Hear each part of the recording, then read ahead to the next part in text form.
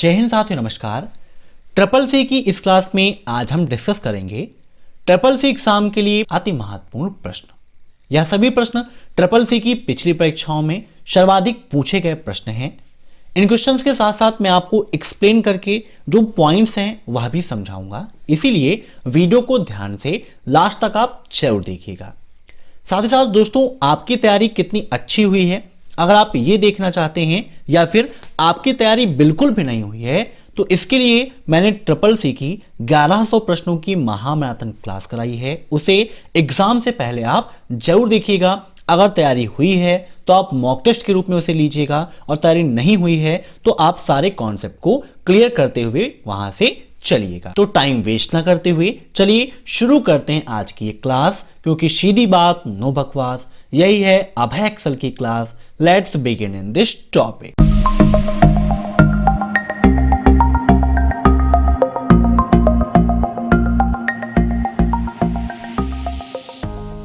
पहला प्रश्न है आपका, उमंग ऐप ने 2018 में सर्वश्रेष्ठ एम सरकारी सेवा पुरस्कार जीता। उमंग ऐप है क्या?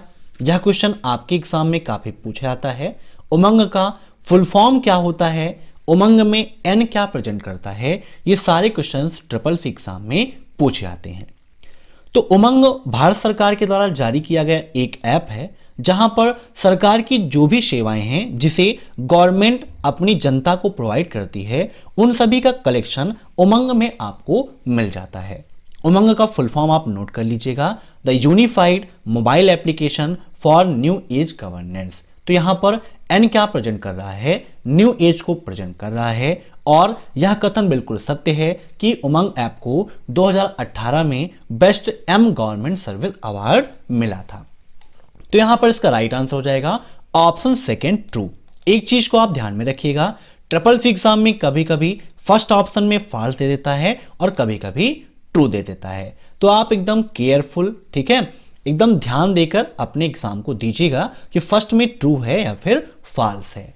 अब नेक्स्ट, निम्नलिखित में से किसे सर्वश्रेष्ठ सेवा मॉडल के रूप में जाना जाता है, मीन्स किसे हम सर्वोत्तम सर्विस मॉडल के रूप में जानते हैं। लास्ट चैप्टर ट्रिपल सी का है overview of future skill and cyber security का, जहां पर क्लाउड कंप्यूटिंग एक टॉपिक आपको मिलता है, उसी के अंतर्गत ये सारे टॉपिक्स आपको मिलते हैं। यहां पर ये होगा PaaS, ठीक है। तो PaaS का फुल फॉर्म होता है platform as a service, SaaS का फुल फॉर्म होता है software as a service and IaaS का होता है इंफ्रास्ट्रक्चर एज अ सर्विस। इन तीनों के फुल फॉर्म भी ट्रिपल सी एग्जाम में काफी पूछे जाते हैं। तो ये तीनों आपके सर्वोत्तम सर्विस मॉडल कहलाते हैं, इसीलिए इसका राइट आंसर होगा option fourth, all of the above. अब नेक्स्ट, क्लाउड कंप्यूटिंग सिस्टम है, मीन्स क्लाउड कंप्यूटिंग सिस्टम कैसा है, स्टेटफुल है, रिलेबल है, स्टेटलेस है या फिर कनेक्शन लेस है। तो आपका क्लाउड कंप्यूटिंग सिस्टम बिल्कुल स्टेटलेस सिस्टम होता है, ऑप्शन थर्ड इज राइट। अब नेक्स्ट, क्यूआर कोड बारकोड का एक प्रकार है, मीन्स क्यूआर कोड इस टाइप ऑफ बारकोड, मीन्स किस टाइप का एक बारकोड होता है। देखिए यहां पर थोड़ी सी कंफ्यूजन हो जाती है। बहुत सारे लोग 2D को मानते हैं, बहुत सारे लोग 3D को मानते हैं, लेकिन अधिकतर जो 3D बारकोड होते हैं इनको क्यूआर कोड की संज्ञा दी जाती है। तो यहां पर इसका राइट आंसर क्या होगा, 3D होगा, ठीक है। इसके अलावा 2D भी होता है, लेकिन जो अधिकतर केस है वो 3D का होता है। जो भी 3D बारकोड होते हैं उन्हें क्यूआर कोड की संज्ञा दी जाती है। अब नेक्स्ट, निम्नलिखित में से कौन सुरक्षा पर हमले के खिलाफ पर्यावरण को सुरक्षित करने का कारक नहीं है? Which of the following is not a factor in securing the environment against on attack on security? बताइए। तो सुरक्षित करने के कारक नहीं है पूछा है। तो देखिए, हैकर की एजुकेशन मीन्स हैकर की शिक्षा, तो इसका एक कारक हो सकती है। नेटवर्क आर्किटेक्चर भी सुरक्षित करने का एक कारक हो सकता है। सिस्टम कॉन्फ़िगरेशन भी सुरक्षित करने का एक कारक होगा। लेकिन the business strategy of the company means कोई भी कंपनी है, कंपनी की जो बिजनेस के नियम हैं या फिर जो बिजनेस के लिए वो रूल फॉलो कर रही है या फिर उसकी जो शक्ति है ना, जो इसका प्लान है वो पर्यावरण को सुरक्षित करने का कोई कारक नहीं है। पर्यावरण का मतलब ये हमारे एनवायरनमेंट से नहीं है, ये कंप्यूटर के जो साइबर एनवायरनमेंट है उससे है। ठीक है, तो यहां पर इसका राइट आंसर क्या होगा? Option second. ठीक है, अब नेक्स्ट, लिब्रे ऑफिस राइटर में प्रयुक्त डिफॉल्ट फॉन्ट नेम क्या होता है? What is the default font used in Libre office writer? तो यहां पर देखिए हम लिब्रे ऑफिस राइटर को ओपन कर लेते हैं। डिफॉल्ट का मतलब जब आप ओपन करते हैं वहां पर जो भी फॉन्ट आपको दिखाई देती है वही डिफॉल्ट कहलाती है। जैसे यहां पर देखिए क्या है, लिब्रेशन सेरिफ। ठीक है, ये आपकी क्या है? डिफॉल्ट फॉन्ट नेम स्टाइल है। यहां पर साइज कितनी होती है? तो 12 होती है। ठीक है, याद रखिएगा। तो यहां पर इसका राइट आंसर क्या हो जाएगा? Option first. ठीक है, स्पेलिंग ये होगी, ऑप्शन फर्स्ट इज राइट। अब next, what is the shortcut की ऑफ डिमोट आइकन? आइकन को डिमोट करने के लिए शॉर्टकट की क्या होती है? Alt plus control plus right, alt plus shift plus right, alt plus control plus left and alt plus shift plus left. दोस्तों एक क्वेश्चन यहां से आपको यह भी मिल सकता है कि डिमोट आइकन का ऑप्शन आपको किस मेनू के अंतर्गत मिलता है? तो सबसे पहले आप ये बताइए कि डिमोट आइकन आपको कहां पर मिलता है? तो ये आपको मिलता है लिब्रे ऑफिस इंप्रेस में। यहां पर जब आप जाएंगे फॉर्मेट में तो यहां पर देखिए कई सारे ऑप्शंस मिलते हैं, उसी के अंतर्गत आपको मिलता है लिस्ट का ऑप्शन। लिस्ट में bulleted list, number list, demote और प्रमोट का ऑप्शन मिलता है। तो डिमोट की शॉर्टकट की होती है alt plus shift plus right और प्रमोट की होती है alt plus shift plus left. ठीक है, इन दोनों को आप याद रखिएगा। ऐसे ही मूव डाउन की alt plus shift plus down और मूव अप की alt plus shift plus up होती है। ये किस मेनू में होता है? तो फॉर्मेट मेनू के अंतर्गत पाया जाता है। तो यहां पर इसका राइट आंसर क्या हो जाएगा? Alt plus shift plus right. एक बार चेक कर लेते हैं, क्योंकि अगर गुस्सा हो जाते हैं आप लोग, है ना, थोड़ा सा गलत होता है तो गुस्सा हो जाते हैं, लिस्ट में alt plus shift plus right. ठीक है, तो इसका राइट आंसर ऑप्शन सेकेंड। अब नेक्स्ट, लिब्रे ऑफिस 6.0 ये वर्जन दे रहा है। ठीक है, लिब्रे ऑफिस का जो वर्जन है 6.0 है, वहां पर कैल्क में जो कॉलम है, कॉलम की मैक्सिमम चौड़ाई कितनी होगी ये आपसे पूछी गई है, वो भी सेंटीमीटर में आपको बताना है। तो मैक्सिमम जो है वो आपकी 100 है। ठीक है, मैक्सिमम 100 सेंटीमीटर कॉलम की चौड़ाई हो सकती है। Option third is right. अब next, what is blog? Blog क्या है?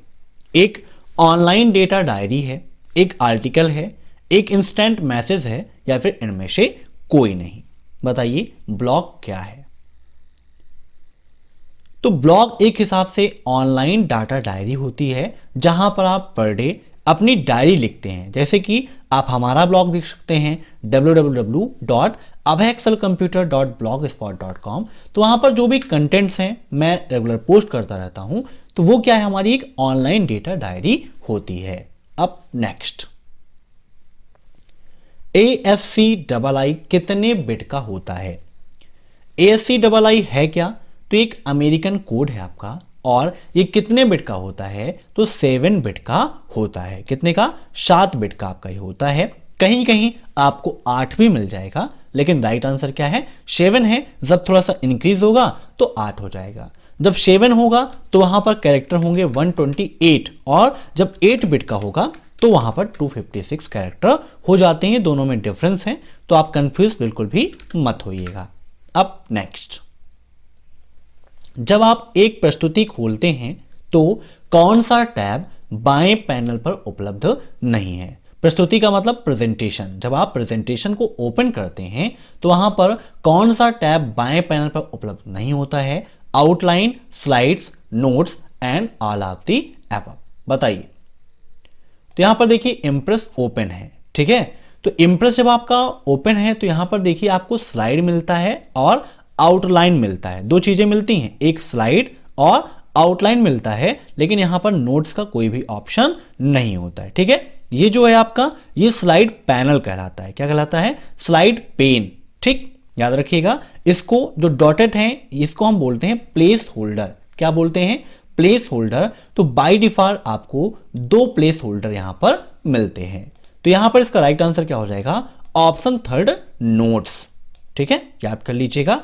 अब नेक्स्ट, भेजा गया मेल कहां स्टोर होता है? मीन्स जो मेल आप भेज देते हैं वो कहां पर स्टोर होती है? सेंड मेल में, सेंट मेल में, ड्राफ्ट में या फिर आउट बॉक्स में?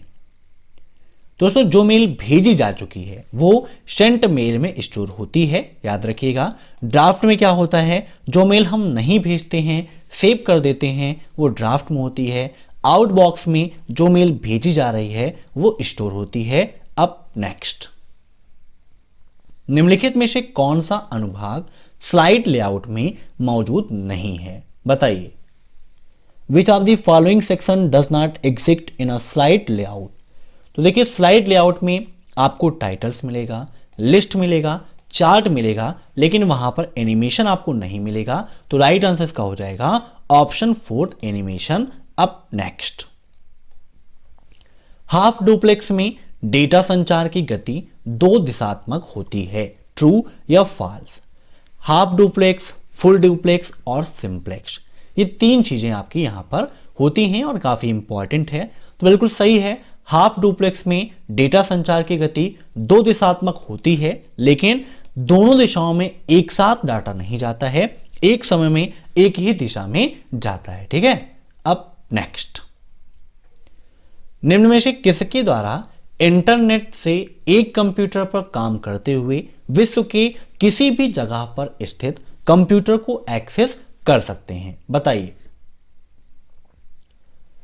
तो ऐसा है आपका टेलनेट। टेलनेट के माध्यम से आप एक कंप्यूटर पर वर्क करते हुए विश्व की किसी भी जगह पर स्थित कोई दूसरा कंप्यूटर है उसे आप आसानी से एक्सेस कर सकते हैं। अब नेक्स्ट, रूलर स्लाइड किस ओर प्रदर्शित होती है? बताइए। रूलर कहां मिलता है आपको? तो देखिए, रूलर कहां मिलता है? ऊपर मिलता है और बाईं साइड पर मिलता है। तो इसका राइट आंसर क्या हो जाएगा? Option third, top and left. Ruler क्या करता है? पेज की मार्जिन को सेट करने का काम करता है। एग्जाम में क्वेश्चन में पूछा जाता है कि रूलर का उपयोग क्यों करते हैं? तो पेज की मार्जिन को सेट करने के लिए रूलर का उपयोग किया जाता है। अब नेक्स्ट, बीसीआर क्या है? बताइए। बीसीआर का फुल फॉर्म क्या है? तो बीसीआर का फुल फॉर्म होता है बारकोड रीडर। क्या होता है? Barcode reader.